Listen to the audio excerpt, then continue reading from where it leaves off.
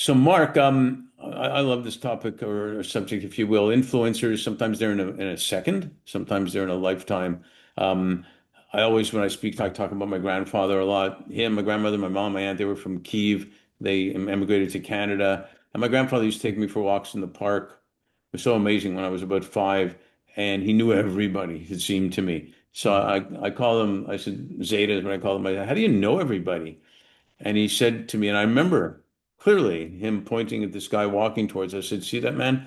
I smiled at him a while back, and he looked at me and smiled back and came over and started laughing. And then someone else came and smiled at us. And I'm shortening the story, but a 5-year-old, I hear my 5-year-old thinking, well, life's going to be great. All I have to do is smile. That's Mhm. what I really thought. And I felt relieved as a 5-year-old. This is simple. Yeah. Yeah. And then you start getting older and you complicate crap, basically, Oh and yeah. whatnot. Yeah. But then you get wiser again and you say, you know what? Even just a smile influences people. Hmm. So we all have a lot of influencers. We talked about mentors and champions and everything too. But can you share two or three that have been influential in your life? Well, I got my dad's top of the list. He's going to be 97 on the 3rd of September.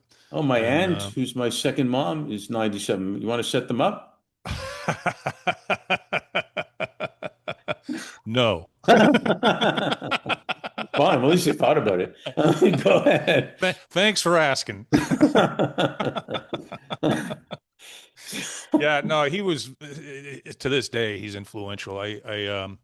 We've been talking, he's been talking about, passing and what preparing for it, and he's a very faithful guy and goes to church every day and Eucharistic minister when he could still move with that with a little bit more facility. But he was everything. He was my coach. He was my mentor. He was my best friend. Is and Mhm.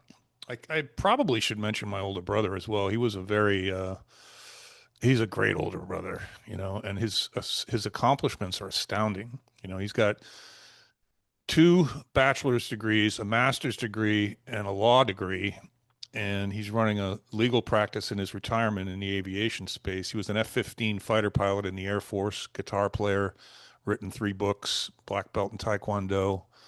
Um, just a spectacular example to look up to. And and then professionally, it was Paul, my mentor that I mentioned earlier. We became very good friends, and he taught me so much. I mean, I look at what I learned in college about marketing, and I look at what I learned from Paul, and it's like the disparity is it's cavernous, you know. Yeah. And it was practical, and he was funny. We were funny. We enjoyed each other's company. We worked our asses off. We made a lot of money, and I still practice a lot of the stuff that he taught me way back in the day, negotiation in particular. So those are the three that popped into my head when you asked the question.